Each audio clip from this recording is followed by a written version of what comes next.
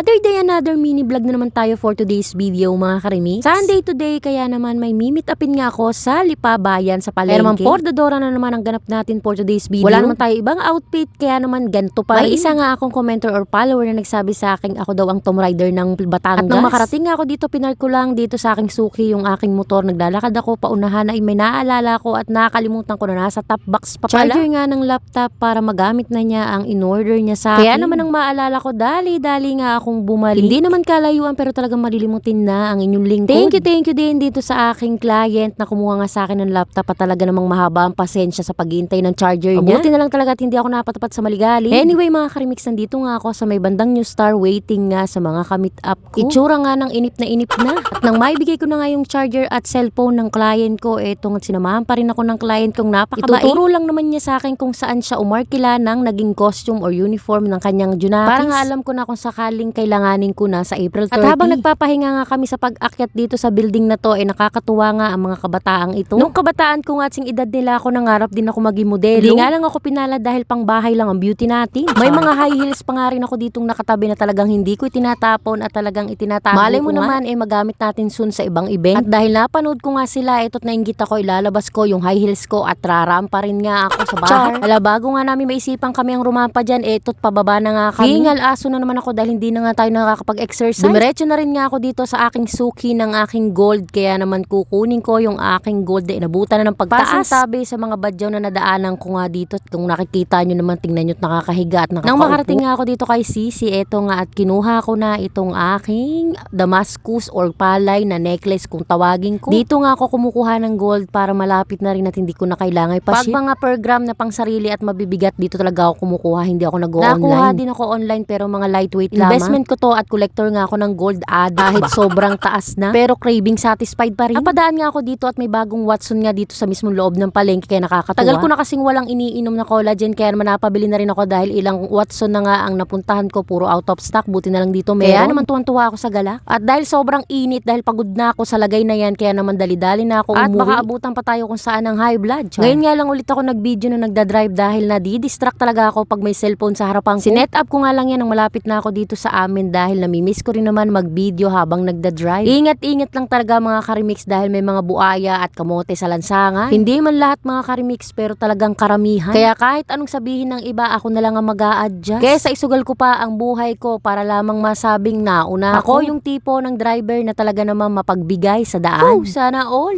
Ako lamang talaga ang hindi pinagbibigyan. Yung iba naman nagmamadali, akala mo matata Shout out din sa mga matitinong driver ng jeep. Meron kasing driver ng jeep na hindi gumagamit ng placer or signal light. I-share ko na rin mga karimix yung last experience ko nga sa kalsada. Yung tipong nag-iingat ka at dahan-dahan ka nasa tamang linya ka. May kamoting jeepney driver na bigla-biglang tumabi kahit mabilis ang takbo na wala man lang gamit na signal light. O diba, kung hindi ako mabagal ng takbo sigurado sa pool niya ako. Hindi naman lahat mga karimix pero karamihan. Kaya naman talagang kung kinakailangang triplihin pa pag-iingat, mag-iingat tayo mga karimix. Anyway mga karimix, eto nga at papasok na ako pauwi dito sa amin. Sobrang init, kaya naman talagang dali-dali na ako at gusto ko nang makauwi. Maya-maya pa nga nandito na rin naman ako sa amin. At yun lang muna for today's video mga karimix. Maraming salamat sa patuloy na panonood sa aking mga video or sa aking mga mini vlog. Kaya naman maraming salamat.